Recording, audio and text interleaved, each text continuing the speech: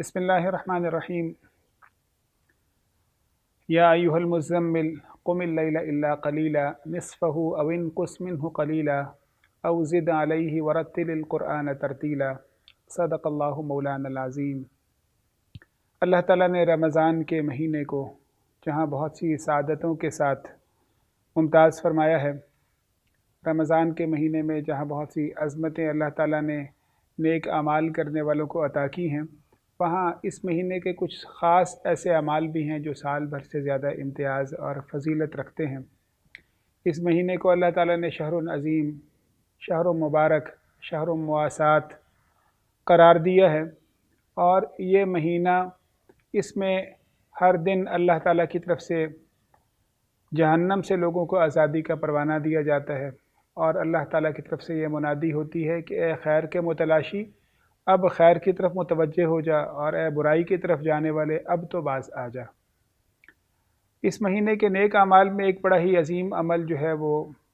رات کو قیام کرنا ہے، رب کے سامنے کھڑے ہو کر اللہ کا کلام سننا اور زیادہ سے زیادہ قرآن کریم کی تلاوت سے فائدہ اٹھانا ہے۔ سورۃ الذاریات میں اللہ تعالیٰ نے یہ بیان کیا ہے کہ مسلمانوں کے اوصاف کیا ہیں۔ وہاں اللہ یہ بیان کرتے ہیں ان المتقین فی جنات وعیون، کہ متقین تو باغات میں اور چشموں میں ہوں گے۔ تو متقین کو یہ باغات اور چشمے جنات کیوں ملیں گی؟ اس کے آگے 3 وجوہات اللہ نے بیان کی ہیں۔ ایک وجہ یہاں پر یہ بیان کی گئی ہے کانوا قلیلا من اللیل ما یہجعون، کہ متقین کو یہ مقام اس لیے ملا، جنات اور باغات اس لیے ملے کہ بہت تھوڑا وقت تھا کہ رات کو وہ سویا کرتے تھے۔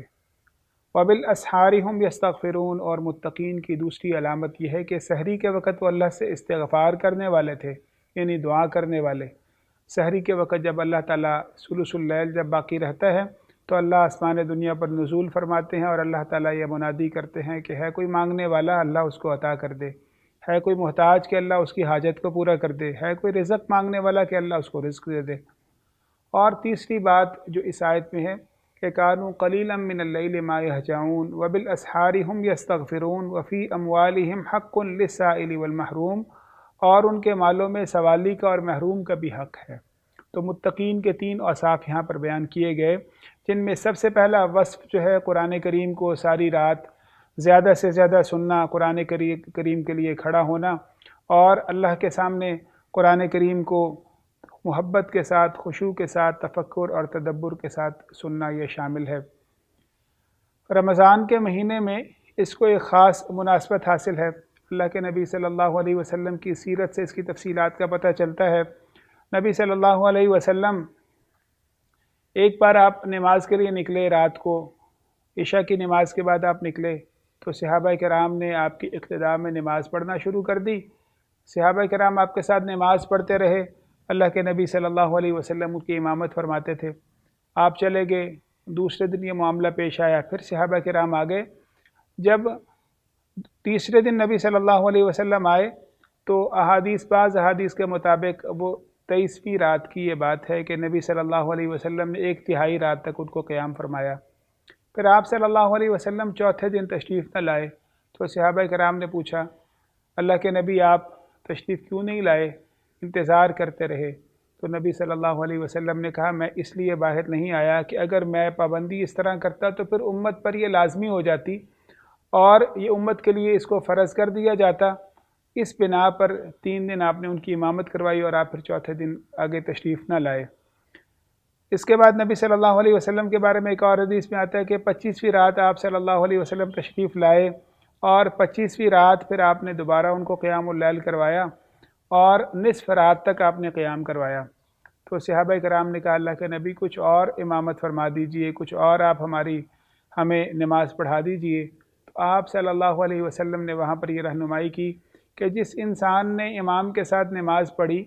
اور جب امام سلام پھیر کر گھر کو چلا گیا تو وہ گھر کو چلا گیا، تو ایسے انسان کے لیے پوری رات کا قیام لکھ دیا جاتا ہے۔ گویا کہ جس انسان نے تراویح میں امام کے ساتھ نماز پڑھی اور امام کے جانے کے ساتھ وہ گھر کو چلا گیا، تو اس کے لیے یہ سعادت، یہ انعام ہے اللہ کی طرف سے، نبی صلی اللہ علیہ وسلم کا فرمان ہے کہ پوری رات کا اس کے لیے قیام۔ اور یہ سعادت رمضان کے مہینے کے ساتھ ہی خاص نہیں ہے، بلکہ یہ بعض احادیث میں بات آتی ہے اللہ کے نبی صلی اللہ علیہ وسلم نے کہا جس انسان نے عشاء کی نماز امام کے ساتھ پڑھی، عام دنوں کی بات ہے، اور پھر صبح کی نماز اس نے باجماعت پڑھی اور وضو کی حالت میں رات کو وہ سویا، تو اس انسان کے لیے اللہ تعالیٰ پوری کی پوری رات قیام کا ثواب لکھ دیتے ہیں۔ یہ عام دنوں کے اندر بھی یہ سعادت موجود ہے جو نبی صلی اللہ علیہ وسلم نے رمضان کی 25ویں رات کے حوالے سے بھی ارشاد فرمائی۔ اللہ کے نبی صلی اللہ علیہ وسلم نے پھر اس طرح 27ویں رات کو قیام بھی فرمایا، اور جب 27ویں رات کا آپ کا قیام تھا تو آپ نے اتنا لمبا قیام کیا کہ صحابہ کرام کو یہ خوف ہو گیا کہ ان کی سحری ضائع نہ ہو جائے، یعنی سحری وہ نہ کر سکیں۔ عین سحری کے وقت نبی صلی اللہ علیہ وسلم نے ان کو جو ہے وہ ان کی امامت ختم کی۔ اس سے معلوم ہوا کہ ہمارے نبی صلی اللہ علیہ وسلم کی یہ سنت ہے کہ تراویح کو یا رات کو قیام کیا جائے، اور آپ صلی اللہ علیہ وسلم نے نصف رات بھی اور سحری کے وقت تک بھی اور 1/3 رات 3 بار یہ سنتیں احادیث کے اندر موجود ہیں۔ تو یہ مسلمانوں کا یہ وصف، ان کی یہ سعادت ہے کہ مسلمان بھی رات کا قیام کرتے ہیں۔ اللہ کے نبی صلی اللہ علیہ وسلم یہ کہتے ہیں کہ جو انسان رمضان کی راتوں کو اس انداز میں قیام کرتا ہے کہ مومن ہے اور اللہ سے اجر کی امید رکھتا ہے، تو یہ اتنا بڑا کام ہے کہ اس کی بنا پر اس کے اللہ تعالیٰ سابقہ سب گناہوں کو معاف کر دیتے ہیں۔ من قام رمضان ایمانا واحتسابا